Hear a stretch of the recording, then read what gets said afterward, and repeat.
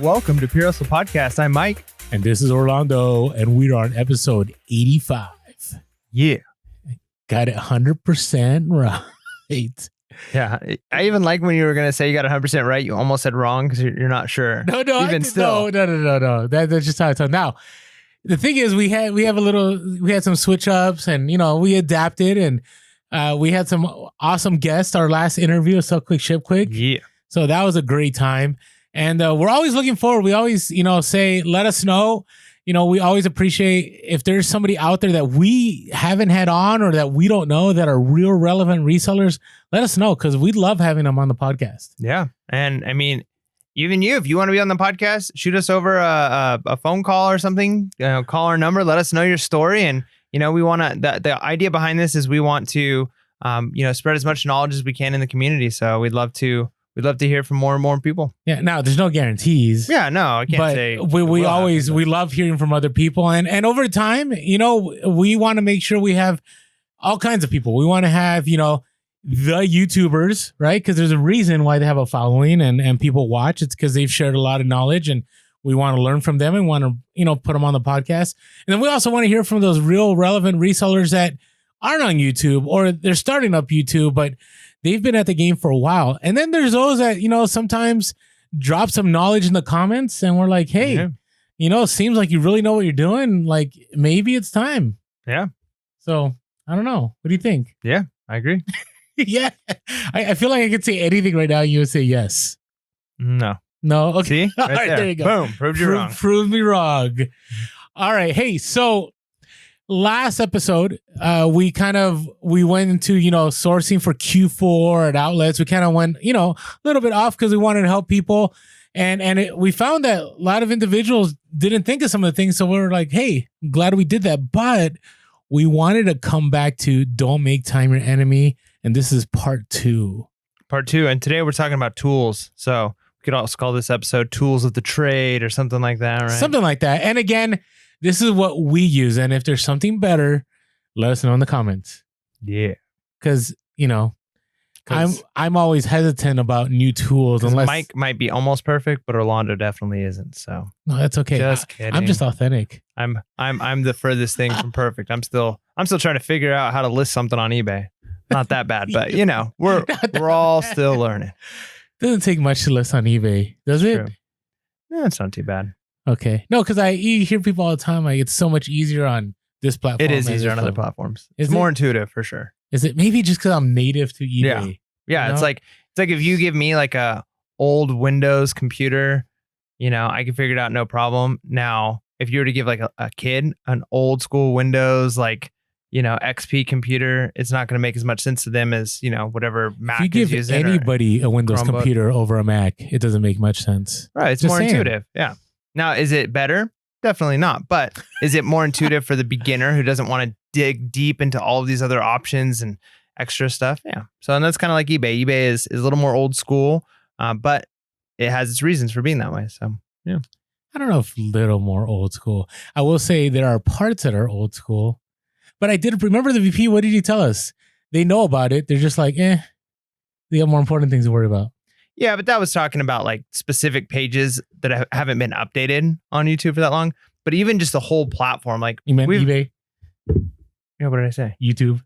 Oh, did I? Anyways, there might be pages on there that are old, but the whole platform on eBay is kind of an old, archaic system.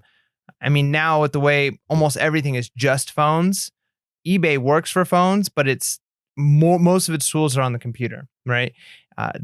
Even the structure with the stores, right, and having to pay for a subscription for a store, and they're the only platform that's doing that. So they've got their model, they haven't adapted, and there's these new, and like we've talked about a couple episodes ago, almost the social media blend of reselling. And will that be what sticks? I don't know, but it's definitely what's new and hot right now. It just doesn't pay my bills. That's true. That's all I'm saying. eBay pays my bills, and Amazon does, but Amazon is kind of, I don't know. I'm just trying to still figure out Amazon. Well, on Amazon too, it's I would say the Amazon interface is not user friendly to be like. Oh, Amazon is worse than eBay. Well, and the reason why the app is terrible. Well, and I think the reason why for that is it is a more business focused platform, right? Whereas when you look at something like Poshmark, when you look at something like Mercari, can people make a living doing that? Yeah, but it's not meant for big businesses with warehouses running like all of this stuff, right? Whereas eBay, Amazon, it makes sense. I mean, you look at any company that's got lots of software and IT stuff, the IT department and what's going on in the software, they're running like a very unuser-friendly Linux platform, right? I know that is true because it allows for more options. But when you want like just the average everyday seller, and I think that might be one of the downfalls of eBay is when you're trying to gather the new Generation Z in, if it's not the most user-friendly thing, my question is though, who has the more money? Who has more money? Is it the Generation Z? Is it the millennials? Is it the boomers? Is it the Gen Xers? Because I'm not really concerned about which one. I'm concerned about which one will pay the higher price for the items I'm selling. Yeah, and that's what I'm concerned about. I think that's good for short-term like goals, which you need. You need to be able to make money in the short term in order to survive today, right? But I think, you always mention Gary Vee, and one of the things that he's like very big on is the reason you go to these social media platforms that seem like they're silly and goofy and it's just kids on it is the kids today, 20 years from now, are going to be your top customers, right? No, I get that. So I just long term. I always hear like eBay's old, eBay's antiquated, eBay doesn't reach out to this, and I'm like, well, yeah, that's all. They may be true, but ultimately, all the highest sales I get are consistently eBay, and I can sell anything on eBay. And I don't work for eBay. I'm just saying, everybody gets on these like, oh, this and this and this. But I'm like, hey, if you want to make money, your two choices. And now there are some awesome Poshmark sellers out there that are full time and they're killing it on Poshmark. But I will tell you, it's a small number in comparison to the major Amazon and the major eBay sellers. So, but hey, one thing is, though, I know we're so off topic right now. Amazon, it's funny. They have so much money, but you're right. Like when I think about their app, or like they should have the best, like the best scanning, the best everything, right? It relates with our tools because I end up having to go third party to get together inventory for Amazon because the interface is a lot better than Amazon's own interface. Yeah, kind of sad. Well, and that's because they're concerned about the customer buying on Amazon more than they are about third-party sellers who aren't like. If you think of, we often say like majority or a good portion of sales on Amazon or third-party sellers. 58%. But 58%, how much of that is private label? It's probably majority. Yeah. But Amazon likes the private label because they like to take from their private label. No, that's true. What I'm saying is the number, like they're not so concerned about making Orlando's life easier, right? That's not where they're putting their money. Whereas platforms like, I think none of them should be. I think it should all be customer driven. Right. But the reason and this blend of like social media and selling is they want to create ecosystems, an ecosystem like Poshmark, an ecosystem like Mercari, or even Facebook Marketplace, right? Like people are, they're on there and they're not just buyers, but they're also sellers. And I think that's what we've lost with eBay is I don't know very many people who sell on eBay. Whereas if you are and we saw that with the Poshmark, if you are a Poshmark buyer, you probably also sell some stuff on Poshmark. So it's like the complete well-rounded person. And that's what they want. They want to make money on both ends of the transaction. Yeah.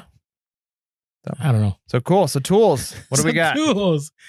All right. So, hey, I thought we should cover 3 areas. I thought we would talk about tools. And again, this is about saving time. Okay. It's not about necessarily the best. And one thing I do want to have a little disclaimer is that we're not suggesting that you have to drop money to make money. You could start off very inexpensive and not have some of these tools, and it'll cost you more time, but sometimes you have more time than you have money. Right, especially when you're starting, especially when you're part-time. But as it starts building, you begin to get an urgency or a sense that, you know what, I need to make things faster. I need to be more efficient. So want to throw that out there. We will have a link on the bottom that has, all that we use. And if it's on there in our links, that means we actually use it.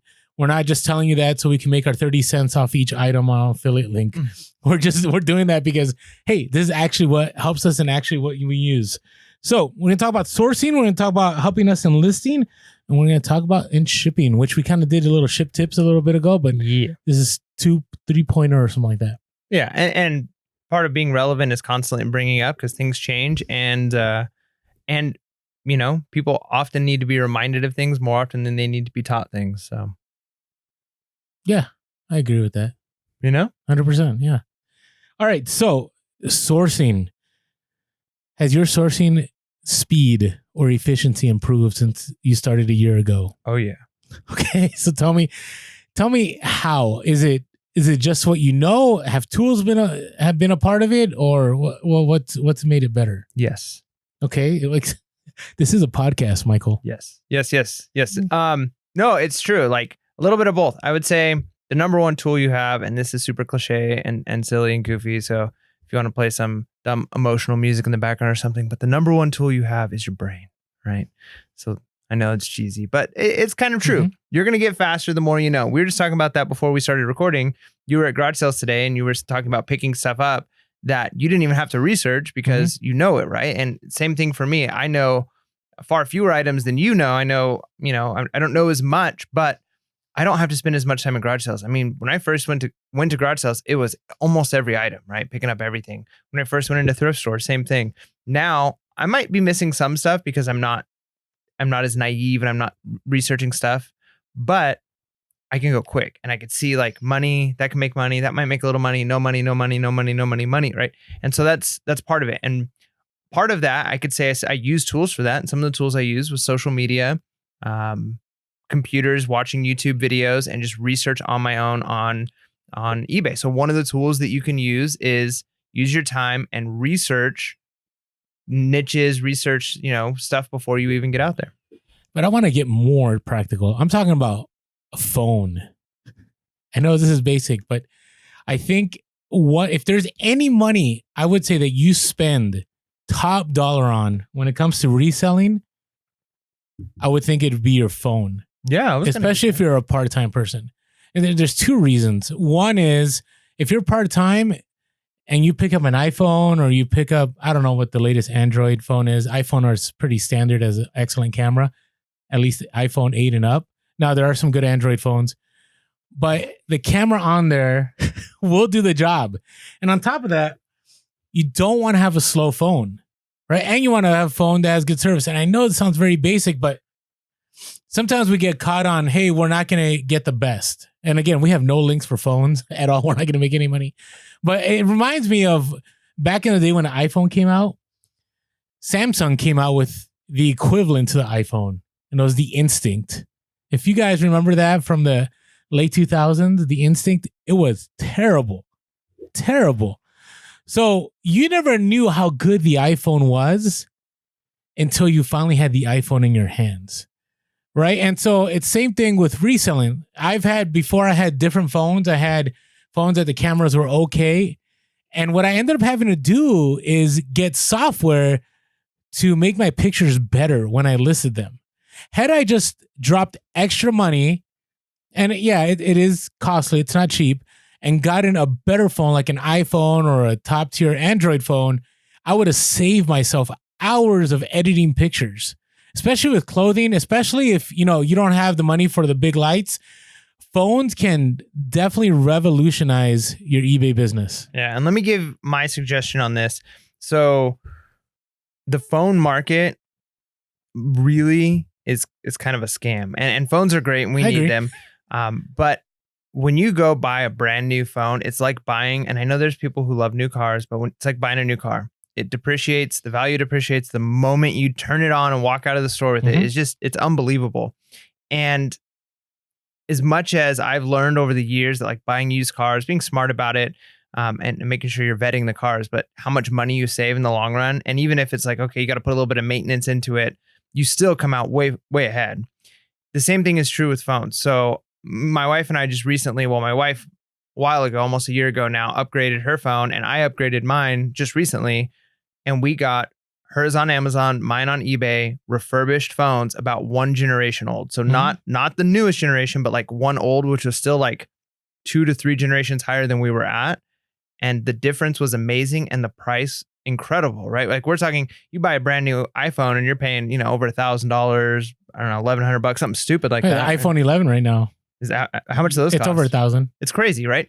So I bought my phone, which is the top tier Android, and she got her iPhone. I don't know what it is, 10 something, like really close to like the newest one. And hers, she got for, I don't know, $300 or $400. Mine is about the same. And they were factory refurbished or refurbished by a company that like knew what they were doing. So new batteries, new everything. And it's like a brand new phone, like incredible, super fast. And we're saving like 70% on the price. And that goes back to when we talked to Latin Pickers, right? Like one of their things was always buy used. And, you know, do what's best for you. And a lot of times people get in this idea of like, well, I can get a contract if I can get another 3-year contract and I'm only paying $60 a month for this phone. Yeah, well, if you can get a brand new phone or basically a brand new phone for $400 and you're not stuck in a 3-year contract, which you're going to end up ending 1.5 years early anyway, so you can get the next newest one that comes out, you know, that's the way to go. So you can get a great phone with a good camera and nice speed without having to break the bank and spend a ton of money. Agreed. Now, obviously, if you trade in your iPhone, you can get the iPhone 11 for cheaper, right? And I'm looking right now. If you trade it in, it's $400 to $700. It just depends on your plan and so on. But that's the thing, though. You never, when you do it that way, you never own your phone. No, I agree. The thing, times, remember, you used to be able to get free phones, right? If you sign up for a plan, and that's changed. Now everything's like lease. But I agree with you. I am a big fan. Like, for instance, my phone right now is an iPhone 8 Plus, and it does a phenomenal job. It gets the job done. Now, I have seen other people use the iPhone 11, and the pictures are amazing, like even far better than the iPhone 8 Plus. But again, I'm not going to buy an iPhone 11 until a year from now. Yep. I'm going to give it some time. And it's just, again, you're right. Like, you see it all the time. And no one knows all the issues with a phone when it first gets released. Like, all these glitches begin to happen, right? So I always like waiting a year because by then the glitches are pretty much figured out. But are you buying new when you buy your phones or do you buy refurbished? I'll buy refurbished. You buy refurbished. Yeah, it's really nice. And I get like, there's reasons why people might not. You can get burned with that, right? But you can get burned buying a new phone too. And a lot of places that are refurbished, they're going to be some kind of warranty. They're going to back up their product. Especially like, you know, I bought mine off of eBay from a seller with great, you know, ranking. And I know how eBay works. So if I got the phone and it didn't work, they're going to accept it back, right? Like they care about their, you know, business. They care about their score. So I felt pretty confident doing that. But like, I'll just explain like how crazy my phone was. My wife. So my wife used to list on her phone. She could get about 6 listings done on her phone before her battery got so hot that it would burn her hand and her phone would literally just stop working. Goodness. Like, yeah, she'd be like 7 listings in and be like, well, I've got time. I could list right now, but you know, I guess I got to wait for my phone to restart and cool off. Right. And so we were like, time to get a new phone. And with my phone, the battery was so bad. And my phone was like 4 or 5 years old. And the camera was a little scratched. So we didn't like using it for pictures. So we always used hers. But my phone, I had to have it charged, like plugged in all the time. So I would have it plugged in driving to the next garage sale. I'd jump out, I'd unplug it. I would take, you know, maybe research a couple items. By the time I got back to the car, the phone would almost be dead. Like it would go from 100% down to 0% in like 20 minutes. Well, and that's what I mean. When you're outsourcing, right? If you begin to take your business or your side hustle or your hobby more seriously, you want to use the most effective tool that's going to save you time, right? So if you're outsourcing and you're on a phone that the battery quickly dies and you have to get a battery pack for it, then maybe it's time to reevaluate that. If you can use it for pictures or listing, then that's something else you got to think about. It should possibly be one of the first investments you make once you make a good amount of money from reselling. I'm not saying go into debt. We're completely opposed to debt. But if it's something that you can pay yourself, which ultimately will make your business thrive, 100% believe you should move forward with it. Yeah. And I think realistically, probably most of our listeners already have a newer phone, right? Because I feel like most people do. Because there's kind of this, it's just expected when a new phone comes out. Maybe you don't get it right away, but people tend to keep their phones newer. My suggestion, especially if you're tight on money, is make your phone last as long as you can. Wait till you actually own it. Instead of just trading it in for another lease that you're going to be stuck in, and then with an old phone that doesn't work super well, sell it on eBay and get a refurbished one that unless you're just miserable sourcing. Yeah. Unless you're not able to get the job done efficiently, then I would say, yeah, you got to find that sweet spot. Yeah, you have to. But again, you know, before I ever got an iPhone, I had an HTC. It was terrible. Yeah, just terrible. Right. But it was supposedly one of the top Androids when it came out. All right, let's move on from there. Other thing is battery chargers. Do you ever use those when you're outsourcing? No, Hugo and Tiffany from Sell Quick Ship Quick were talking about it last week. They use it all the time. you know, I used to keep a battery pack with me with my old phone because it wouldn't last. The thing is, it wouldn't put enough power, and it was so awkward to carry that I didn't do it very often. But there were times where I needed to, because I'll give you an example. One day, my son goes down for his nap. He wakes up from his nap, and I'm like ready to go. Like, all right, we're gonna go sourcing. As soon as he gets up. I'm packed. I'm ready to go. Grab my phone, and it's at like 20%, which I know is like 5 minutes. I'm not gonna be able to source with it. 5 minutes? Yeah. Wow. And so I'm like, well, this isn't gonna work, right? And so I had to charge my phone. It took like 45 minutes for it to be charged up enough where I felt comfortable going to a thrift store or two. And by that point, it's like, well, there went that time, right? So it would have been nice to have had a battery pack. I had one, but the battery pack wasn't charged. So it's good to have that backup when you need it. But you know, with newer phones, the batteries are pretty good. Like, you don't always need it. No, I agree. I mean, myself, I have my iPhone and even when I go sourcing, 12-hour days now, I do have a charge, I charge in my car in between stops. So that's probably why. But, if you do have a phone that tends to do that, you don't want to be stuck like Mike. And again, we're talking about not making time your enemy, right? And using that time effectively. Other thing is with batteries is, do you ever have batteries in your car to test out items when you're out and about? Yeah, I've started to do that. I've kept just like in my glove box, just the popular ones, right? I probably should have like a full like emergency kit of batteries. I had to, the other day, I was listing Department 56 stuff and I'm all pumped. I'm like, I gotta sell these for Halloween. But I'm going to list tonight after the podcast. I have like 6 more items I still have to list. Time's ticking. And I look and they needed C batteries. Who uses C batteries anymore? That's like, that's usually like kids' toys. Yep. You know what I mean?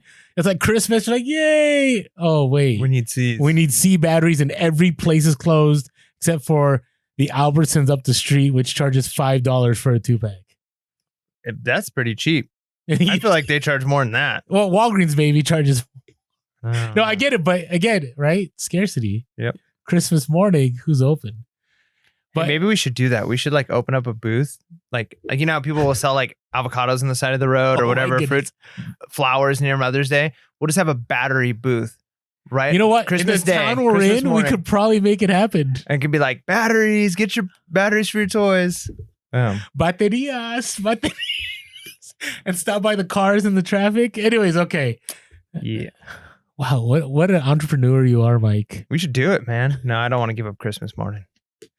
I don't know, but I'm old school. So Latinos, we celebrate Christmas Eve. So by the morning, it's like, There you go. Well, I expect to see you out on the street. I expect to see you out on the street hustling some batteries.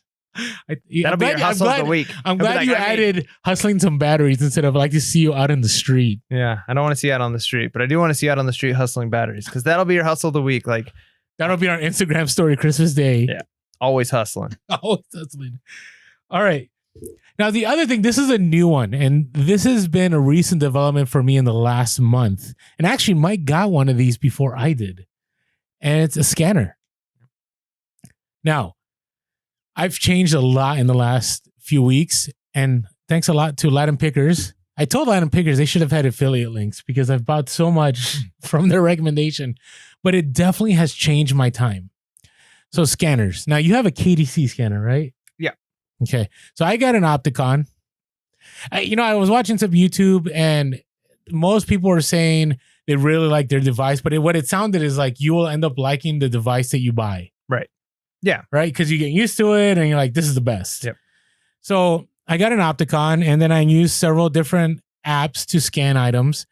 And there's 2 things that are awesome about these apps. Number one, they do save you time, right? Because they're scanning really fast. But they also save you time because they give you data really fast. Yeah.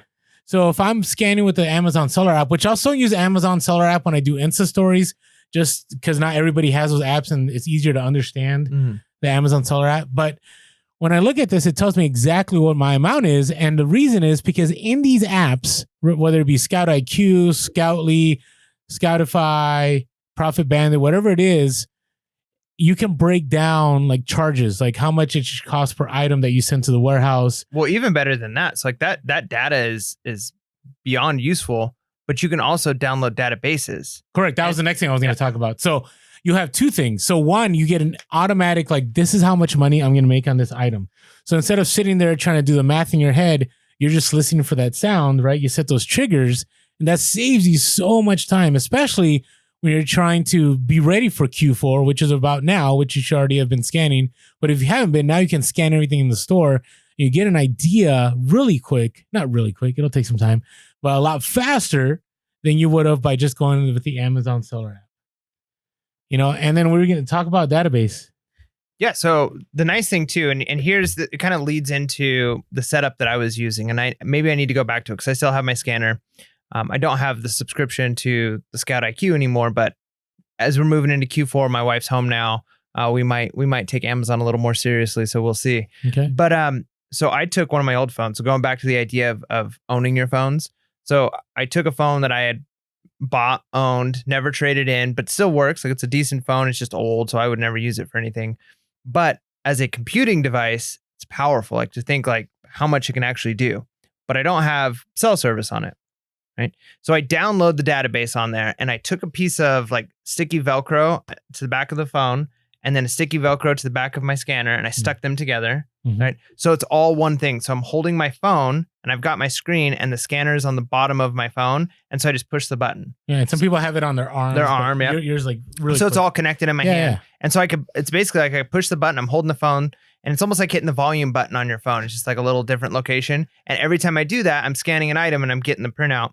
And when you have the database downloaded, what it does is it downloads whatever field you want to be looking into. So you could do like all books, or you can do like toys, or whatever it is you're going to be going and scanning.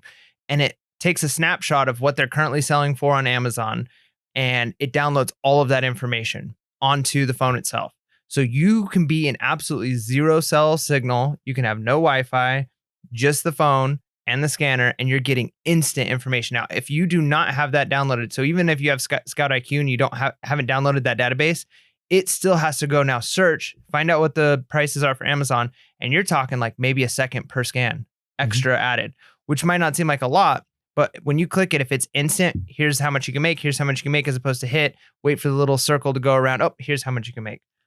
Or you have to go to your car, right? If you're brand new and you kind of don't know and you want to know, like, you end up having to find that sweet spot in the store where there's some signal. Yeah. Right. Which is miserable. And there's some places where like there's so much concrete in the building that there's just no signal. There's none. At all. And so again, you lose a lot of time because you're going through the store going, okay, I'm at 3G, okay, LTE, and here's 5G, which no, but you keep looking, and I've had that happen before where I spent all this time, and the last time you want this to happen is during Black Friday, which Black Friday, you probably should have already an idea of everything you're going to source, but just in case you come across something, you don't want to lose that time because every single second counts, even the scanning second. Yep. Right. And, yes, during Q4, there is major fluctuations on such items. Let's say Amazon gets a item in, like it could instantly tank the price.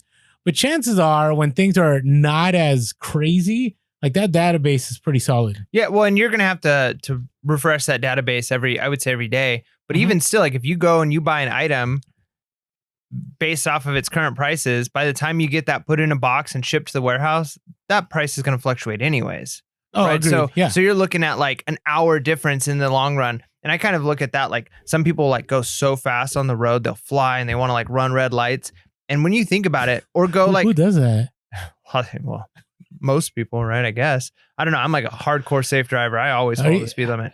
Why am I not surprised? Yeah. So I'm all like, if it says 70, I'm driving 70. I'll go a couple miles over, but like, I drive safely. Yeah. Well, so some people are driving 85 miles on the road on a 65-mile section. But if you do the math and the distance you're going, like you might get to where you're going like 3 minutes No, early. it doesn't save you time. Yeah, I get what you're saying. So you're using a ton of gas. You get there 3 minutes early. You're swerving. People are getting angry. And it's like, if you'd have Mike's left the blowing house, kisses from the car. If you guys have listened to our previous podcast. Yeah. But if you'd have left like 3 minutes earlier, you could have just drove the speed limit and you'd been the exact same thing. Right. So yeah, I kind of look at it like that. Like you're saving, like if you're worried about the fact that you're not getting this was the information when I downloaded at 7 a.m. and now it's like noon when I'm buying this and it might not be accurate. Well, it might not be 100% accurate, but even if you're getting accurate information at noon, by the time you ship it that night, you're still going to have a different price, right? Like there's still going to be a little bit of a gap that you're not going to have accurate information before it gets to the warehouse. You can't just say like, oh, wait, never mind. I want to unbuy that now that it's in the UPS truck, right? No, I get it. But again, it's one of those things. All that we're mentioning is to save you time, right? So whether it's the battery charger, batteries, having a faster phone, having a scanner, the hope is that you use time to your advantage instead of your disadvantage. Now, let's talk a little bit about listing. And we're talking about both eBay and Amazon. So I brought this up because this is kind of not, well, it is listing, but I wanted to talk about a light box. Because I will tell you, a light box is one of those things that I was really Scrooge McDuck about for a long time. Right? In the sense that, yes, I was happy with my 2 foam boards from the dollar store and my white vinyl tablecloth on a table. And I think I just used, just normal room lighting. And it worked. So if you got to do it on a budget, $3 can make it have $3, but you need to have a good phone. Again, I keep going back to of all the tools, to me, the phone is the most essential. Now, you may disagree. I know some still use DSLR. Is that what you call them? That's a type of camera, yeah. Yeah. Still use very high-end cameras, and you do get quality pictures. But again, if this is a part-time thing and you don't have access, your phone is your most powerful tool. Now, rewind back to what I was talking about. So for a long time, I would get these, foam boards and so on, and the pictures were okay. And guess what? I'd have to edit them and I have to make them better. And then I wouldn't be motivated because I'm like, oh, I got to get this set up. I got to get everything right. And then sometimes the whiteboard would get dirty, so I'd have to go to the dollar store, or there's an issue or something tore. And then I was like, forget this. I'm going to get this light box. And I got the light box, and it was a game changer. Yeah, light boxes are great because I do some videography. I know very little. I don't do photography, but I know a lot about photography. So, and the reason is because video and photography are very similar. They share a lot of similar qualities as far as, you're looking at ISO and the light and the shutter speed and all of that stuff. It's the same. So I know a lot about it. And I know looking at video or doing photography, there's so much that goes involved, especially when you're looking at lighting, getting the right kind of background, there's so much. And so if you want to set up and get great pictures, there's a lot involved, which is why those photographers get paid a lot of money to have the big light set up and to have the right kinds of backgrounds and to flash at the right, settings and all of that. Light boxes are like the foolproof way of getting pretty much perfect pictures. Agreed. Like you don't need a light meter. You don't need to check. And if you're using a phone, it's going to automatically, the auto white balance is going to be pretty good.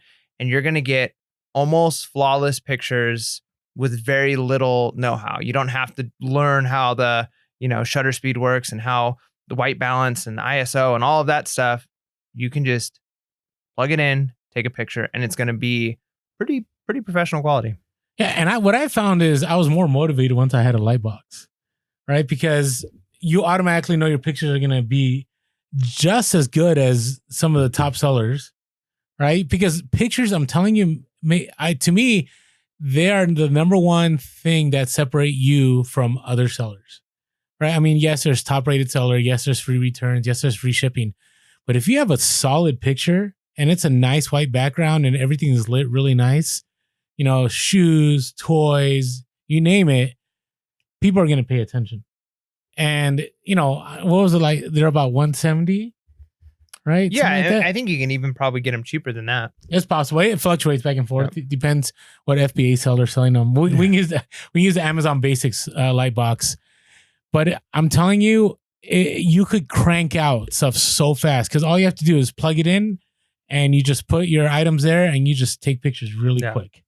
Super fast. And then you put it away, just fold and neatly put it away somewhere. So you're not wasting time like, where'd I put this? What'd I do with this? Yeah. And I don't even fold mine anymore. And I'm really big about space, but I actually there's an old Instagram video where I took the inside part. I don't know if you've ever done this, but I ironed the canvas. Oh, yeah, sure. I remember you sharing that. It made even more of a difference. So you get a better infinite background without there being like a shadow of a crease, which is the whole reason why you want a light box anyways, is you're getting rid of shadows. You don't want there to be any shadows. You want there to be anything that kind of gives any perspective other than the item itself. Mm-hmm.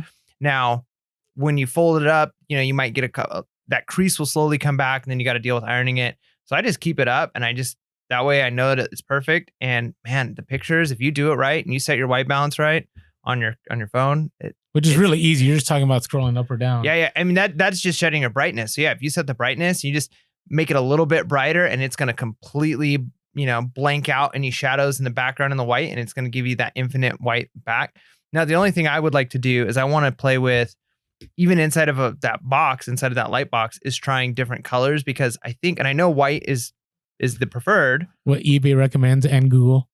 Right. But when you're talking about taking a picture now, an infinite white background is great for Google and for that, all of that stuff, if it's a cutout, right? When you actually cut the picture out. But that doesn't mean that they're taking that picture with a white background, because when you take a picture with a white background, in order to get the brightness right of that white background, certain color items are going to be washed out. The colors aren't going to look right. So certain colors are going to look better with a slight red background or a black background or maroon or something like that, is going to actually give you better colors, more true to the item itself. Okay. I'm just, now our info right now might be completely obsolete in the next month or so. Because if eBay does do the automatic white backgrounds, which I don't know, they never give a timeline for it. Yeah. And all that's doing is cutting out, right? So that cuts out the background. And that looks better because you can take a picture with any background that has the right reflection, right? You're not having to adjust the brightness in order to wash out the colors of the item. So that'd be great if they get that going.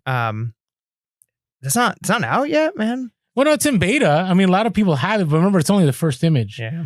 And then not everybody has it yet. So hopefully now there are items like PhotoFuse and other software that does that for you. I don't use any of those. But here's the thing. Up until now, to me, especially now that we're getting to Q4, the investment of, $100-something to capitalize on all the money that you can make through Q4, because the time that you'll save in just making these pictures that you never have to edit because they come out, you said flawless. I would say that's pretty accurate. It was definitely worth it. In my experience, my sales, I can't say, I tracked every single sale, but I will tell you, I was able to get more money on items because they looked a lot better. And you take more care of the items that you're listing because it also does point out the flaws. Yeah. And then the other thing, and I know it kind of goes against, Orlando's, he definitely wants to promote the idea and point back to what eBay has told us, that they want white backgrounds, right? That's going to help you in their search results, specifically on Google, which I don't know if I'm getting many sales off of Google search results, but maybe. But I think even on their own algorithm. Really? I do know, though, like going back to when we talked to Hustle at Home Mom, there are a lot of people, even Reezy Resells, he said the same thing, that sometimes when you're dealing with speed, when we're talking about making time your enemy, that there are plenty of people who have a lot of success by they get an item, they're using natural light outside, they've got an area, and they just throw the item down, take the picture, move on, and they're not dealing with even setting up the light box, which is not very time consuming. But if you're out and about, and I get it. Q4, I mean, there's stuff I would take pictures of right on the shelf in the store and it's sold instantly. I get it. But that's a very extreme scenario. I mean, that's like fingerling status of like 3 years ago scenario. So I get that. Those are good times. Those bright small window of good time. Yeah. Everything after that, fingerlings was not. Okay. All right. Now, I brought this up. I thought this was interesting. Actually, you mentioned Hustle at Home Mom, and she had mentioned Garage Sale 7. Do you know what that is? I don't. So it's listing software. Oh, that's right. I remember her talking about that. On a Mac. And I never had thought about that, but I looked at it and I don't use it, but it's something you guys can check out. But she had stated, if you check out our interview that we had with her, that she's able to list a lot faster than she can on eBay. Right? And again, if there's items out there that help you, I would definitely recommend checking it out. The other item is, and this is a little different, this is on Amazon, I know I sound like such a newbie. I've been doing FBA for years, but I finally went to Inventory Lab. And I'm telling you, it is such a game changer. I know we're going to have a comment in the comment I know. that says something like, bro, do you even resell? I know, but but that's the thing. We're real. So I'm not going to front. I'm not going to act like I have all my stuff together. Like I'm on a journey here, like Mike is and everybody else. Do you even resell, Orlando? You know what? We can go down that road. I'm not going to go down that road. But here's the thing. what I had been doing for a long time worked. And I thought it was efficient. And I thought it was great. Now, were there moments where I'm like, this is a lot of work? Yeah. But, you kind of get used to it and you just flow with it. Now, I've been using Inventory Lab. And oh my goodness, the time that I save. Because what happens if you're using just the Amazon Seller Central to do it, the only thing that I will say what I liked about that was that all the information I needed was, I would say, valid right away, right? Because the problem we have with third-party stuff is that you may get inaccurate information. So I'll give you an example. On the scanning apps for Amazon, some of them don't tell you, I think all of them except for Profit Bandit don't tell you if items are restricted. Right? So unless, now I could be wrong. If one of the other ones tell you, let me know. But to my knowledge, they don't. So if, you're doing major RA and that's all you do, right? Because a lot of people that do Amazon FBA do books. And so restricted books happens, but not as often as RA. RA, it's like, especially if you're newer, there's a lot of stuff that's restricted. And even myself, this last time when I went sourcing at, I call this the retail store that shall not be named, Target. There were things that I was 100% ungated for last year. Gated. And had I not used, I have both Scout IQ and I have Profit Bandit and I have Scoutly. And I guess right now I'm just trying to, figure it out. But had I not used, let's say, Profit Bandit, which I know it's not as good as the others, but it does the job for me, and it told me that things were restricted, I would have sourced a bunch of stuff, gone home, and been miserable and lost a lot of time. So Scout IQ doesn't tell you if something's restricted? Not to my knowledge. I tried it.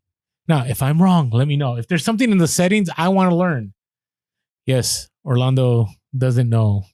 And I'm okay with it. I'm always okay with that.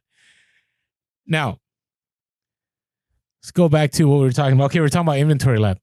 So here's a big difference. If you've been using the Amazon Seller Central, right? The way you do it is you get those old, those labels, the 1x2, 5/8 labels, and you have to label everything, right? If you do it on Inventory Lab, the moment you scan it, and here's the thing, if you have a scanner, you can use your wireless scanner with your computer if it has Bluetooth, and it'll instantly scan it, and you set up, how much you paid for it, the price, and then it'll print all the labels. So you only touch the items, let's say once, right? If you're doing it the other way with Amazon Seller Central, you may be touching your items once. And there's somebody, I can't remember, there's this, he was a great reseller and he used to do a lot of YouTube, but he used to say, the less you touch items when you're reselling, the better it is.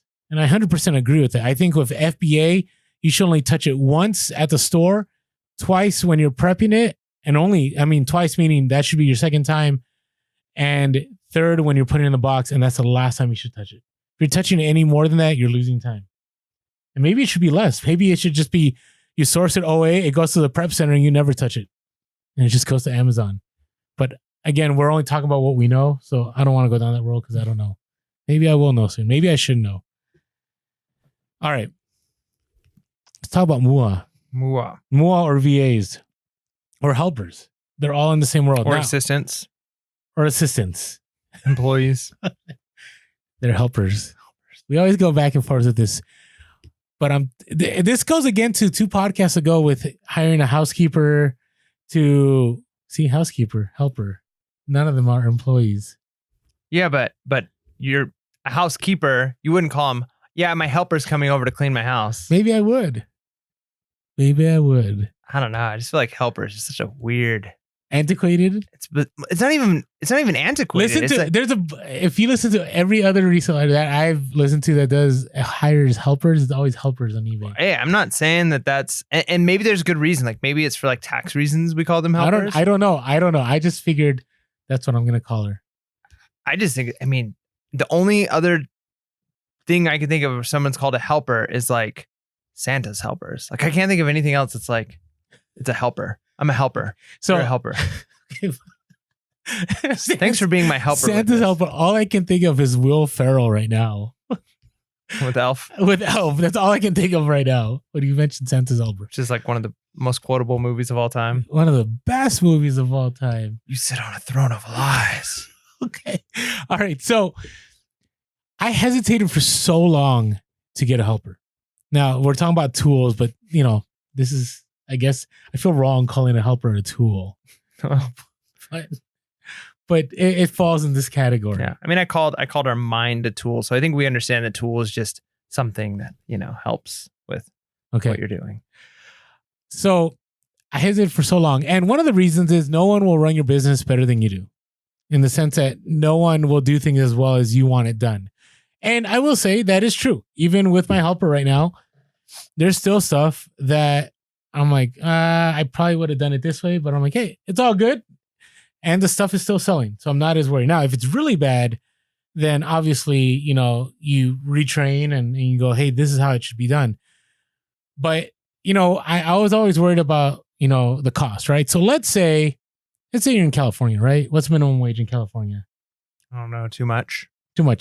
Well, I think it's like $12. I think some places it's $15, right? Let's say you decide to pay your helper $15 an hour. Okay.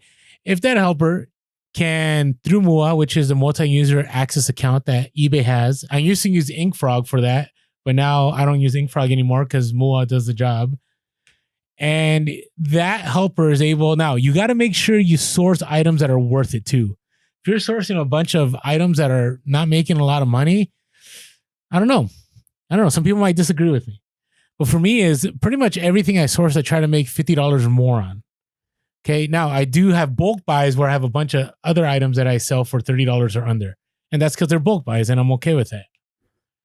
But let's say this individual is able to source 10 items that are $50 a piece, right? That you're going to make. You're clearing 50, right? So you're talking about 500, you're going to make $500 and you're going to be spending 150, not 150.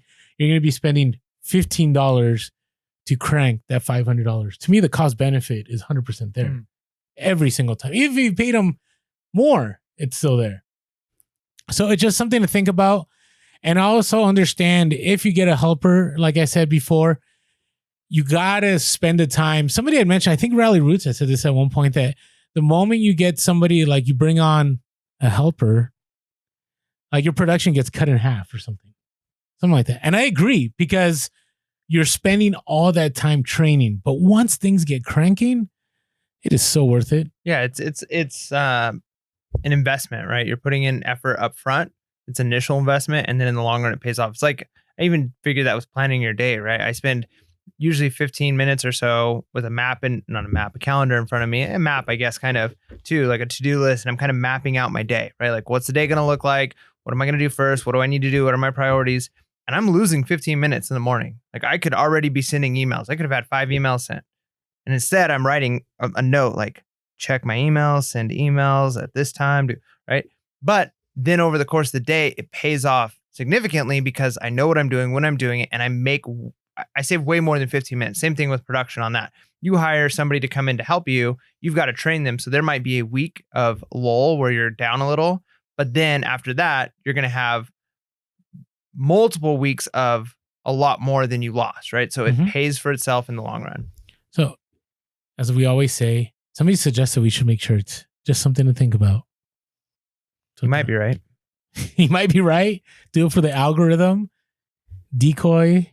It's something decoy. Are we going to do a duck decoy shirt? Yeah, we should have a duck decoy shirt. We need, I still have my Amazon. I'm sure at least one of our listeners is like very creative and like either draws or is like a graphic designer. We need one of you guys to like send in some cool graphic designs for us. That'd be awesome. Help us design some stuff for Pure Hustle Podcast, and we'll credit you if we use any of it. That'd be awesome. I would love to like have I don't know, something of us or like a duck decoy or I don't know. It'd be cool. Something of us. Like characters of Mike and Orlando. That'd be sweet. No, that reminds me when I was a teacher, students, I had on my wall, I had an entire wall of caricatures of me doing something. Yep. Right? Did you get that too? Oh yeah. I love them. I always, Me too. some of them I was like a dictator. Some of them, but it's flattery. Like, hey, you took the time to draw me? That's intense. All right. So sourcing, listing, don't make time your enemy, right? Think about the things we're sharing because these are the items that we're using to make sure that we're not losing time, but instead using time to our advantage. And before we move on to our hustles of the week, we have no soundboard for hustle of the week yet, huh? Not yet. I need to make one. Okay. I will make one. I got an idea for one. I love the Bellow sound. Yeah. It had this 80s kind of sound to it. It's not 80s. You're only thinking 80s. I wasn't the only one. No, there's somebody that commented the same. Somebody said it kind of sounded like Ghostbusters, but that was like that's riff. 80s. But yeah, but it's not 80s synth though. Like 80s synth has a very specific sound to it. It just sounded 80s. That's all I'm saying. You might be right. Yeah, you might be right. All right. Hey, if you haven't had a chance and you're listening to the podcast, please jump on over to YouTube, hit that subscribe button and that bell button to be notified. Is it bell button? Yeah. Okay. To be notified whenever we drop anything on YouTube that is outside of the podcast. And we are also on social media. We are Pure Soul Podcast on Facebook, on Instagram. I don't know why I paused. And on TikTok. I'm trying to not make time my enemy, but making this go along. And on Twitter, we are Pure Soul Cast. If you want to give us a call with any ideas, we are 619-738-1170. That's 619-738-1170. You can reach us by email. I was looking for Mike to do the little phone thing. Not today? Okay, thanks. Pure Soul Podcast at gmail.com. We are Pure Soul Podcast at gmail.com. Man, it's just a rough one today. It's rough. And hey, by the way, when you're talking about planning for your day, what's the first thing you did in the morning? Well, it should be make your bed. 100%. I've been making my bed. Yeah. How's that feel? Feels good. It's good, man. I did it for a long time. Proud of you. But it feels good to come back. I think people need to like write a little comment in the YouTube saying, "We're proud of you, Orlando. Making your bed. Big steps." You know what I feel like right now? You know, watch that Office episode when Holly was new? And they told him that Kevin was like, wasn't up to speed. And she kept treating him like he wasn't up to speed. That's what I feel like right now. I feel like Kevin. All right. I feel like everybody's going to be Holly and I'm Kevin in this whole thing. All right. So, do you remember that episode? I do. That was like, don't you go treating him like that. He doesn't know any better. All right. Okay, so with that said, hey, our next level up book review, Make Your Bed by Admiral William H. McRaven. I like it. So link is down below. It's also in our Instagram bio. I'm excited about this book. I'm motivated. So definitely follow us. First episode drops the 20th of October. And last of all, if you want to say thank you in a monetary way, appreciate the, consistent donations. Really helpful to us. There's a link below. And just want to say thank you to everyone out there who follows, who listens, who's been with us since day one, even through the rough episodes. And I'm not talking about one or two. We've had rough episodes maybe in the latter 50. Have we? I don't know. There's some that don't get listened to as much as the others. Yeah, but I don't know if that makes it rough. Like, I think there are rough episodes, but people don't know before they listen to it whether it's bad or not, right? Like, so. Oh, okay. Or maybe somebody, it's funny because sometimes, we read comments that are made out in the internet about Pure Soul Podcast. Sometimes things come across and like, I wonder if anybody goes like, yeah, I don't know about those guys. I just wonder. But do appreciate all the reviews. We keep getting awesome reviews on iTunes. Yeah, that's big. We really appreciate that. That's like the number one thing you can do for us is send us a review. 100%. Okay. Are you ready for the hustles of the week? Let's do it. All right. Well, you're starting. All right. So first one comes from Eric. The IG handle is @grindbuysell. So Eric and his wife went to a place called Plato's Closet to check out a 90% off clearance clothing. Plato's Closet. Have you gone to Plato's Closet? No. Is that a thing? Is there one around? Do you know what that is? No. Oh, wow. Okay. So this is new to the podcast. So Plato's Closet it's like a upper end thrift store. Okay. Do they have them around here? They do. Huh. There's one actually like right by the mall where we're at. Oh, okay. So it's very designer. It's supposed to be very kind of not bougie, but like hip and cool. Like it's not, and it's supposed to have only those kinds of items in there. So I have a lot of Nikes in there, a lot of Patagonia, and I haven't been there in a long time because I really didn't think there was a lot of money to be made. And the returns may be different, but there's some good money. Maybe we should just go check out Plato's Closet. Especially after this. Yeah, let's talk about it. So So he's focused on this pair of boots and had been thinking about these pair of boots for over 2 months. That's a long time to be looking at something. That's what he said. Right. So for a couple of months, I've been thinking about picking up these boots, decides to picks them up for $45.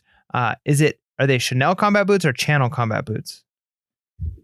I'll double check, but it was typed up as Chanel. But you know what? While you keep reading, I will confirm. All right. So we'll assume Chanel. So picks up a pair of Chanel combat boots for $45, listed them at 12 a.m. You're out hustling early morning, late night, whichever one you want to think about that. Chanel. All right. There we go. And took an offer of $1,400 within 12 hours. So by noon of the same day, you picked up these boots, listed them, sold them, $1,400. You picked up for $45. And just think, for 2 months. Now, at 90% off, you still could have picked them up at full price and made a killing. True. But here's the thing. How many of us would have paid $45 for a pair of boots? Well, Chanel. I don't know. I don't know myself. Would I looked at them and go, those are probably fake, or it's too risky. You know what I mean? Yeah. That's just me.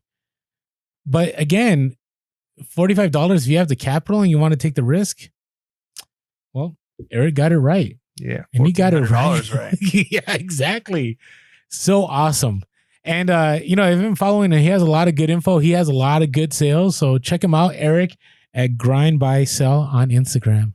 $1,400. I have items right now that are listed that high. I just want them to sell. Yeah.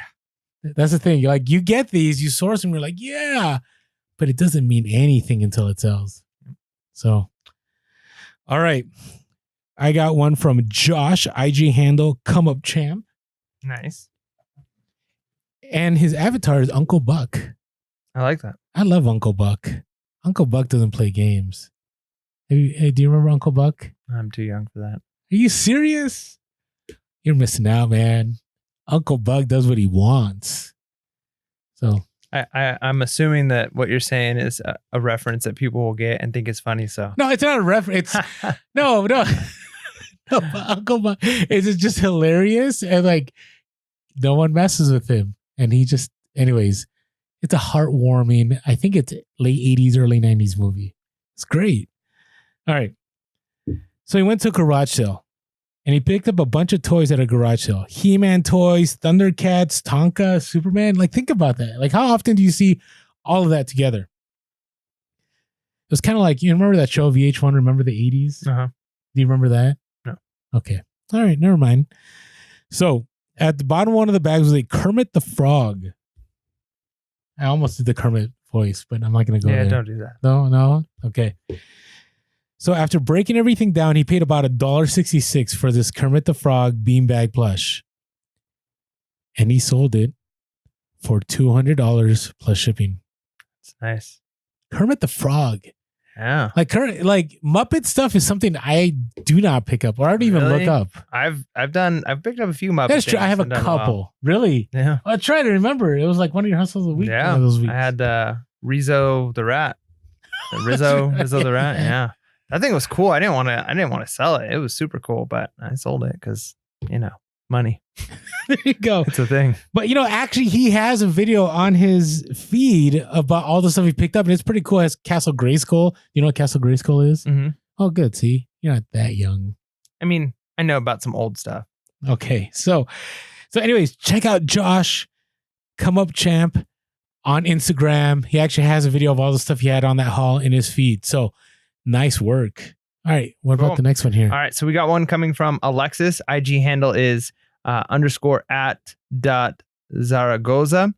Found on OfferUp. Someone is selling a bunch of Ring doorbell systems for $80 each. They retail for about $500. So sold 5 units immediately for $250 plus shipping and decided to sell low to reinvest in buying more. Already sold 7 and going to buy 8 more. So that's a good way of, hey, you might not have the capital to buy all of them that you want, but if you buy what you can, go for the fast nickel to go get the rest. That's a good way of making it work. So could you have made more off of each of those items? Yeah, maybe, right? But if that's the method that works for you, that's a genius, right? Sell them quick, get that capital, go buy more, and then in the long run, you'll make more than you could have given the amount of initial capital that you had. Agreed. And you just grow your capital, and maybe then you can go from fast nickel to slow dime, right? Because now you have the time to wait. But that to me is awesome. Like if you look at all these three, they all sourced items from different places, right? You had Plato's Closet, OfferUp, right? And then you had Come Up Champ from a garage sale. Yep. And all killer hustles of the week. Yeah. Good job, guys. Right. So, hey, thanks so much, Alexis. Man, I'm just excited. And he said he's going to buy more. And this is somebody that he networked with, which he may get even more electronics from. So again, networking. Big deal. All right. What's your hustle of the week? Mine is an interesting one. I went garage sales. So today's Saturday. We're recording this early. I didn't do great at garage sales, and we'll talk more about it on our next update episode. We'll talk about some of our garage sales. But I ended up saying, you know what? I'm not going to let today just suck and not make any money, because I literally didn't pick up anything other than some stuff that was for free, which isn't worth much. Garage sales were a waste. So I said, you know what? Instead, on my way home, I'm going to stop at like as many thrift stores as I can that's on my route home. And I did. And I picked up a bunch of stuff at thrift stores. And I ended up doing really well with shoes today. So I picked up a pair of Allbirds and a pair of Morel shoes that are both my size. So I don't know if I'm going to be getting rid of those or not. No. But wait a second. That's my problem, not yours. Yeah. But I'm not collecting them. These are like, I'm going to have to buy shoes anyways. But so, and Allbirds at one point was one of my bolos, right? And so finding a nice pair in a thrift store was great.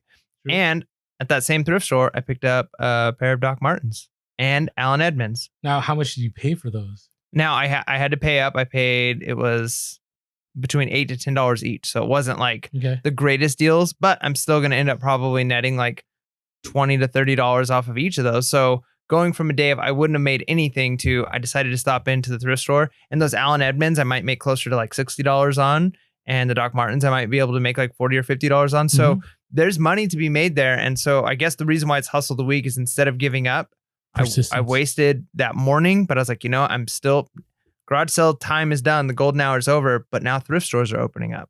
I'm going to go hit those up before I go home and eat a nice biscuits and gravy breakfast with my family.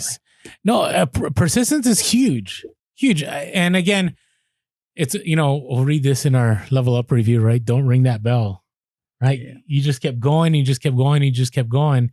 And sometimes that's what it takes, even with garage sales. Because in the end, you end up basically in this place where like, I'm not going to give up, and you find it and it's worth it. It doesn't always happen that way. But I got to tell you, 9 out of 10 times when I've been persistent like you, I've ended up scoring like you did. So that was good. Thank you. Nice. What about you? All right. So mine today, it's kind of crazy. So today was a good garage sale day. And it's funny, Mike and I don't know how, but we end up in different garage sale worlds, right? I don't know why every once in a while we'll end up at the same one, but it seems recently he'll go to one and I'll go to a completely different one. Now, I woke up this morning, it was kind of tough to get up. I got to tell you, not that I resent going garage sales. And Mike says I go to bed too late. And that's true. I'm a 2, 3 in the morning kind of person. And then when I have my kids back, I have to get up at 6 and take them to school. And yeah, my schedule's pretty much off, but I still make my bed. Now, I got up, and this garage sale was 45 minutes. This was a community garage sale. It's 45 minutes away. And I haven't gone to a far away one in a long time. So I go and I show up, and it's, when you go to those community garage sales and it's like a madhouse, right? You instantly feel like you're going to lose, right? Do you feel that way? Yeah. I go and I'm like, oh no, like I got here too late because I showed up half an hour after it was supposed to start. Well, I'm going through, and these individuals are selling a bunch of vans, and these are samples, and some of them aren't samples. Some of them are just Vans shoes that were maybe they're one-offs, or maybe whatever reason they had a bunch of Van shoes, but they look pretty awesome. Like, and here's my thing with shoes, I'm not a sneakerhead at all. I just buy shoes that look unique, and I've always shared that I will pick up sports shoes, I will pick up Disney themed shoes, I'll pick up whatever looks unique. And so I picked these up. I picked up a bunch of them. The first pair was a pair of Vans. They were Vans NASA collaboration or something. And they were selling them for $25. And there was no negotiation. It was a garage sale. And I bundled a bunch of Vans shoes. The guy's like, nope. I'm like, how about, nope. How about if I buy all of them? Nope. Like, just no. And I will tell you, there was a point where I was like, whatever, dude, I'm walking away. But again, emotions, you can't let emotions drive what you do. And so I'm like, you know what? There's money in these shoes. I'm going to pay up. Maybe this is a networking opportunity. So I pick up those Vans, NASA, and ASA. I maybe pronounced it wrong. The shoes go for about $150 to $180, right? So I paid $25, and that's a nice flip. The other shoes I bought, I thought I'd be able to sell them for $50 to $60, maybe $70 to $80, depending. Because I do really good on factory sample stuff, and I know this is a Bellow episode, but if there's ever samples, the reason that samples do well for me is because you can't get them anywhere. They're not in production. And so people want those special items. I think now more than ever. So I pick up all these shoes, and the DMs are coming in like, those are awesome shoes. Wow, look at those shoes, da da da. And I'm like, oh, cool. Yeah, they were sweet shoes, but I really didn't know what I had. So I go to eBay and I check the comps, and there's no comps for my shoes. Well, then I decided to go to Terapeak. And I go to Terapeak, and there's a couple of these shoes. They're called Vans X Former Style shoes. And I looked them up on Terapeak, and there's pair that sold for $110, one sold that for $150, and so on. Right now on eBay, there's a couple, no bids, but there's the bids are starting at over $100. I'm like, wow. Like these shoes. So I bought, I think 3 pairs of these, the NASA ones. I think I bought 7 pairs of shoes in total. If I sell each of them for $100 a piece, I'm talking about $500 to $600 net just on those shoes at the least. And this was a stop that I thought I was going to lose, that I showed up too late. Now I do have major FOMO. Like, what did I miss out on before? But here's the thing. By the time I bought these shoes, it was 7:45 in the morning. All these people had gone through and not picked up these shoes. So again, persistence, right? Because you never know, right? So that is my hustle of the week. I like it. I'm definitely happy about it, and I will update once they sell. It's good stuff. All right. So ready to get back? Last part, shipping. So shipping's an interesting one because you can lose a lot of time in shipping. A lot of time. I would say you could lose more time shipping than in listing and sourcing if you're not careful. Yep. All right. And the first thing I will say is space. You need space to be efficient with your time shipping. Would you agree with that? Yeah. I can't remember. It's been a little while now since we did our last Make Time Your Enemy episode, but wasn't that part of that, the shipping space and procedure? Like, part of it was, because the last one we talked about was, yeah, it was a little bit about that. But what I mean by space is, if I 100% agree, and maybe we'll repeat ourselves, that you need an organized and dedicated space. Right? Yeah. Because we talked about inventory. We talked about getting to shipping supplies really fast. But I think what happens if you have a cluttered space and a space that things are all over the place, one, you're not going to be as motivated. 2, you're going to lose a lot of time, and you're going to go, well, you know what? I'm going to use this item instead of this. And then you're going to find the other item, and then you're like, oh, maybe I need to repack this, and you're going to lose a lot of time, right? Or you need that box resizer, and you're like, where is this box resizer? Or, you start trying to jerry-rig boxes, right? Which in the end, you might have had that box had you just been more organized about it. So that's kind of what I'm talking about when I'm talking about, making sure that you have space. And the other thing is,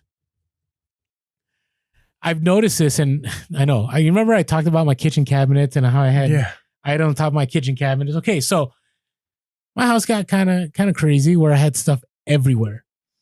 So I had a babysitter that was coming, and my house was in shambles. And I had the housekeeper come in, I think, the day before. So I'm like, okay, I'm going to make this place really clean. We talked about this last time, cleaning for the housekeeper, but also was cleaning, because, I don't want people to go like, oh, this place is crazy. But man, I will tell you, when I cleared out all that space, man, did I do things a lot faster. Because I didn't feel this constant like, oh, I have to sort through this, or I got to clean this up. I got to move through this. No, things were ready to go. I was able to move. And that space definitely allowed me to make efficient use of my time. So space is very important. Because to me, overall, if you don't have that space set up, you're going to be in trouble. And yeah, you're right. We did talk about shipping last time. So knowing where your supplies are, planning ahead, have standard ways to ship. But we didn't talk about just having that space and having that space cleared. So huge, right? Because I know there's no resellers out there that have messes. It's just me. Right? I think it's just you. Just me. Okay. Yeah. All right. We all keep it clean. No, that's not true. I'm sure. Listen, I can't tell you how many. There's only a couple resellers I can tell you. I've been to their place and it's like spectacular. Right? So Quick Ship Quick, who we interviewed, is one of them. But even them, they have messes when they do a lot of sourcing. But again, it's so key. Now, the other thing is it may get a little controversial. Printers. Why would it get controversial? I don't know, because I'm not 100% sold. So weird. Yeah, you need a dymo. The reason, or not necessarily. I do have a dymo. Okay, not necessarily a dymo. You need to have a what's the thermal printer? The reason why I agree with the thermal printer. Yeah, that's what I mean. So I don't think it shouldn't be controversial in the sense that the reason you should have one is not only is it going to save you time, but it's going to save you a ton of money in the long run because the labels are so cheap and you're never paying for ink. Mm-hmm. So I agree. And not only that, so not only are you dealing with the labels itself, so you're not having to cut labels out, you're not using any tape to tape labels on. You're not having to buy special paper. I mean, I guess technically the labels are special paper, but it's so relatively inexpensive that you can also get smaller labels. You can those printers can print at different sizes. It's not just the 4x6 or whatever the standard size is. You can get smaller ones that you can use as for your scanner, and you can put it on boxes, put it on, and now you're doing your inventory. And it's such an easy thing to do. I mean, I've even considered making because anything that you set up in black and white, you can print on those. So like, I want to make like a thing that I'll stick on boxes that say like, we recycle boxes, just so that it looks like when people get the most random stuff. I mean, there were times I was shipping things in something that said like raw chicken on the box. And I'm like, they're going to think this is weird, right? Just send it. Save your time. Don't make time your enemy. No, but I mean, you're not making time enemy. If you design a label like that and you print out 50 of them and you just have them in a stack and it's literally 2 seconds to slap one on and it says like, help us recycle, then you're going to get, instead of the potential, like as soon as they get it, they're like, ugh. No one has ever cared. Yeah. But that's the thing is you don't know for sure that nobody's ever cared. They might not have said that, but, and I'm not saying it has to be that sticker, but like it could be anything. It could be something that goes on the thing that says like, thanks for ordering with us, or your store name. If you're selling on Poshmark, it could be like your closets, because we talked about like you're building a brand. So instead of buying stickers or buying whatever, you can print out black and white ones on a thermal printer for so cheap and never use any ink. Boom, stick it on. And that we got that when we got the Reezy yeah, no, I got that. And actually the Floridian Picker had, when he does FBA stuff, he'll print like the website to print the manuals for things that he sends in that it's used. Stick it on. And boom, sticks it on. I agree with that. The part that I hesitate on, and again, appreciate the comments below, is of all the things that you should drop money on, like I think number one, if you're going inkjet, yes, get rid of the inkjet, destroy your inkjet, get yourself a laser or get yourself a thermal printer. But as far as time saving, to me, the time saving isn't as much. It's huge. I know. So I've seen, and I get if you're buying special paper that like is peel off, right? Yeah, that's what I use. But I've seen so many people who literally are cutting. Oh no, that agree. That is such a waste of time. Now, even still, so I don't know. I mean, there's ways you could probably make an ink one work, but replacing ink, making sure you have enough ink, buying the ink, like I feel, and it's fast. Like if you're batch printing, right? Even if you've got a really fast laser printer, you can batch print enough receipts. Let's say you get 40 Poshmark sales in. my Dymo can print out 40 in under a minute, right? Probably like 30, 40 seconds, less than a second each. Just brr, brr, brr, brr, brr. If you're sitting in front of a printer, it might take much longer to get that. I mean, it's time saving for sure. But in comparison to everything else we've talked about, I think it's on the least. Now, my perception is there's this kind of keep up with the Joneses, like you got to have a Rollo and you got to have that. Now, if it's going to be good for your business and you can afford it, go for it. That's all I'm saying. But if you got to, find other things that are going to save you a lot more time, like having a phone that scans faster or is able to research and doesn't die on you, that's more important. As long as you don't have an inkjet. Okay. So as long as you have a laser printer or above, right? Having a scanner, having the inventory, having a helper, like to me, all those things save you a ton more time than a thermal printer. That's all I'm saying. Yeah, but I think most people are, before they hire a helper, are going to be getting at a place where they can spend $115 on a. Yeah, but I think the ROI on hiring a helper is far more than a thermal printer. But it doesn't even compare. Well, yeah, having the ROI on owning a warehouse and operating all of that is far more than having a thermal printer too, right? Yeah. But like usually it's steps. Like I highly doubt somebody's getting to the place where they're hiring assistants to help them with their business, but haven't moved to a place where they can afford a Dymo printer. Yeah, but I have a Dymo. The reason I got the Dymo was because I got Inventory Lab, and I would have gotten a Zebra printer, but at the moment it was kind of like one of those things where I just needed something, and I got the Dymo. I'm more of a Zebra guy, just because in the past. But again, for instance, I would get a Zebra over a Rollo because a Zebra is a lot more mobile than a Rollo. Yeah, I use Rollo. Yeah, Rollo has two parts to it though, right? No. Doesn't have that second back piece? Mm-mm. No? No, it flips up. Just flips up, but don't you have to feed it? You literally lift it up, put the paper in and close it. Then I am wrong, as always. And we'll leave it at that. It's like super easy. Yeah, I don't know. I just look at the costs and I'm like, you can get a lot more done with the Zebra. That's it. That's all I'm saying. What does the Zebra, and I'm just curious, what does the Zebra do that a Rollo doesn't? Because you said it does a lot more done than. Like you can take it. You can, like I feel it's not like it's like this. It's a lot. If you're listening to a podcast, it's a lot more compact. It's all together. I'll go show you my Rollo. No, I've seen it. It's tiny. I know, I've seen it. It's like the size of this thing. Okay.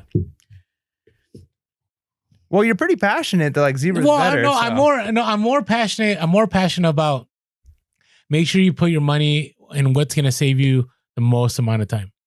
That's all. That's where I'm at. So if you believe it's going to be the Rollo, then get the Rollo. Well, I would say any thermal printer, right? I'm not going to push a brand.